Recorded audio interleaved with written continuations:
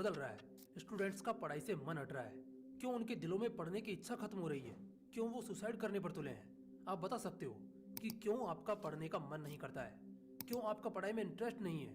देखो, इसके 5 प्रॉब्लम्स और 3 सॉल्यूशंस मैं आपको आगे बताऊंगा। लेकिन अगर आप एक स्टूडेंट हो तो पहले ये रिपोर्ट देखिए। एक स्क्रीनशॉट मैंने शेयर किया है जो एनसीआरबी की रिपोर्ट को समराइज करके बताता है। आज हर 42 मिनट में एक स्टूडेंट सुसाइड कमिट कर रहा है। इसका मतलब हर दिन हम हमारे देश के 34 बच्चे खो रहे हैं। 2020 में यही सुसाइड का नंबर 12,526 का पहुंचा था और इसमें से आधे बच्चे महाराष्ट्र, एमपी, तमिलनाडु और कर्नाटका जैसी जगहों से थे। टाइम्स ऑफ इंडिया के एक आर्टिकल के अकॉर्डिंग एक 12वीं का बच्चा जो तमिलनाडु के शिवगंगा डिस्ट्रिक्ट से था, वो स्टडीज के प्रेशर की वजह से सुसाइड कमिट कर लेता है। पिछले 2 हफ्तों में ही ये 5वां केस है जहां ऐसा हुआ है। इसी तरह कल्लाकुरुची में भी एक 12वीं का लड़का सिर्फ अपने एकेडमिक प्रेशर की वजह से अपनी जान दे देता है। चलो, ये तो एक सेकंड के लिए फिर भी अज्यूम कर सकते हैं कि शायद ये पढ़ाई में इतने अच्छे नहीं थे या फिर इनमें इंटेलिजेंस और एजुकेशन की कमी थी। लेकिन अगर सिर्फ यही एक वजह है तो फिर आईआईटी में सुसाइड कैसे हो रहा है? जी हाँ दोस्तों, ये रिपोर्ट देखिए। कहते हैं आईआईटी तक में हर सेमेस्टर के दौरान एक सुसाइड का केस आना बहुत आम बात है। इनफैक्ट 2019 से 23 के बीच आईआईटीज और एनआईटीज की मिलाकर करीब 55 केसेज सिर्फ सुसाइड के रजिस्टर हुए हैं। जबकि मैंने तो अभी तक मेजरली ज्यादा बात भी नहीं की है, क्योंकि इस वीडियो को बनाने के पीछे का मोटिव कुछ और है जो हम आगे जानेंगे। अगर मैं सिर्फ कोटा की बात करूं, जहां अगर पढ़ाई के लिए जाया जाए तो वो अपने आप हंट करता है, क्योंकि यहाँ सबसे ज्यादा सुसाइड केसेस सुनने को मिलते हैं स्टूडेंट्स के। हिंदुस्तान टाइम्स तो साफ स्टेटमेंट देते हुए कहती है कि कोटा सिर्फ और सिर्फ जेईई और नीट एस्पिरेंट्स को मारने पर तुला है। दोस्तों, मैंने पर्सनली 2 दिन तक बैठकर बहुत अच्छी तरह से रिसर्च की है। देखो, जब भी आप खासकर ये टाइटल डालोगे ना, स्टडी मोटिवेशन इन हिंदी, तो अगर यूट्यूब का सर्वर डाउन भी रहा ना तो भी 100 वीडियोस तो आराम से मिल जाएंगे। लेकिन मैंने सिर्फ 0.5% वीडियोस में वो देखा जो मुझे चाहिए था और जो इस प्रॉब्लम का सॉल्यूशन है। प्रॉब्लम क्या है?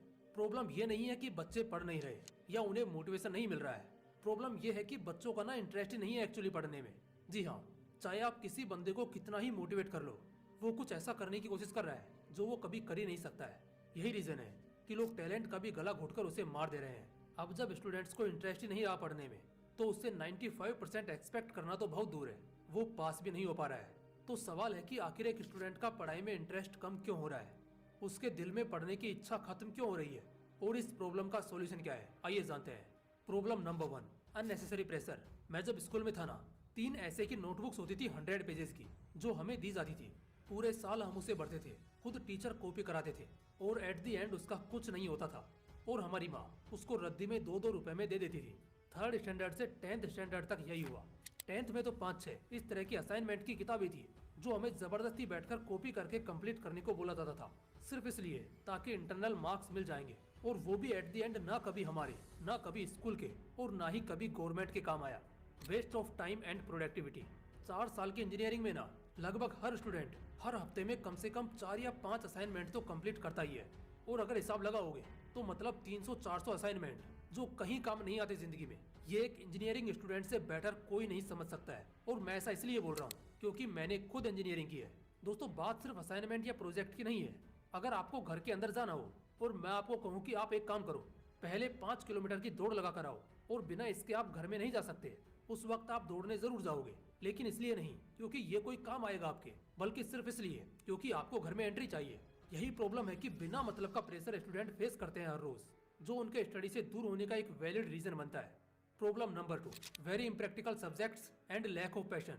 लाइफ का सबसे खराब डिसीजन। एक बार के लिए मैं गलत लड़की से शादी करना नहीं बोलूंगा, क्योंकि आप 1-2 साल बाद जीना सीख लेते हो। लेकिन इससे भी गलत डिसीजन बोलूंगा, after 10th wrong selection of subject. एक लड़का जिसको फाइनेंस में बहुत मजा आता हो, जो इसमें टॉप कर सकता हो, जो इसमें अपनी क्रिएटिविटी का इस्तेमाल करके बहुत कुछ बेहतर डेवलप कर सकता हो, अगर उसे साइंस थमा दी जाए तो सब एक सेकंड में बर्बाद हो जाएगा। सिर्फ मिथ फैलाकर पेरेंट्स और सोसाइटी टैलेंट को खा रहे हैं। बस इसी का जिक्र मैंने शुरुआत में किया था।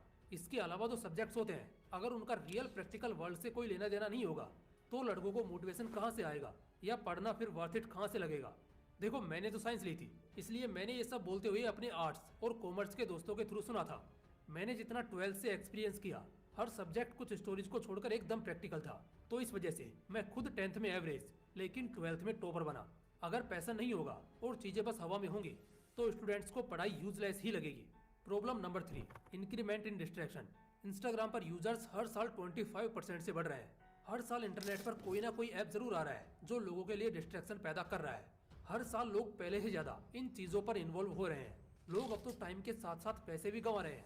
तो दोस्तों, इस तरीके के डिस्ट्रैक्शंस के चलते स्टूडेंट्स इनकी तरफ ज्यादा अट्रैक्ट हैं, जबकि पढ़ाई की तरफ बहुत कम। पहले क्या होता था, हम लोग बाहर खेला करते थे, एक बार खेल कर आ गए तो खेल वहीं मैदान में छोड़ आते थे। मगर अब क्योंकि हम सभी के लिए खेलना बहुत आसान है, फोन्स आ गए हैं, तो बंदा घर पर भी चैन नहीं लेता। बस इसीलिए उम्मीद लगाना बेकार है उस लड़के से, अगर वो डिस्ट्रैक्शन के मैट्रिक्स में फंसा हुआ है तो। बढ़ता डिस्ट्रैक्शन एक बहुत बड़ा रीजन है किसी भी स्टूडेंट के स्टडी को अवॉइड करने का। Problem number 4, toxic environment. एक ऐसा माहौल जहाँ कोई पढ़ता ही नहीं है। आप उन लोगों के बीच रह रहे हो जिनके लिए पढ़ाई की कोई वैल्यू ही नहीं है। वो पढ़ना जानते ही नहीं है, चाहते ही नहीं है। अब जहाँ 10 में से 8 बंदे ऐसे होंगे, तो अगर 2 लोगों को पढ़ने की इच्छा रही भी तो वो भी वहीं खत्म हो जाएगी। टॉक्सिक एनवायरनमेंट जहाँ गलतियाँ चलती हो, जहाँ सिर्फ मस्तियाँ चलती हो, जहाँ टाइम पास चलता हो। देखो, अगर बारिश पूरे शहर में होगी तो आप सिर्फ घर पर बच सकते हो। बाहर निकलोगे तो कितने भी सावधानी से निकलो, थोड़ा तो जरूर भीगोगे। बस यही वाली बात है। तो ऐसे एनवायरनमेंट के बीच अगर करियर पर फोकस कर रहे हो तो आइसोलेटेड रहना ही बेहतर है। Problem number 5, no guidance which burns bad illusion. पहले गुरुकुल होता था। गांव घरों में लोग एक दूसरे को अच्छी नसीहत दिया करते थे।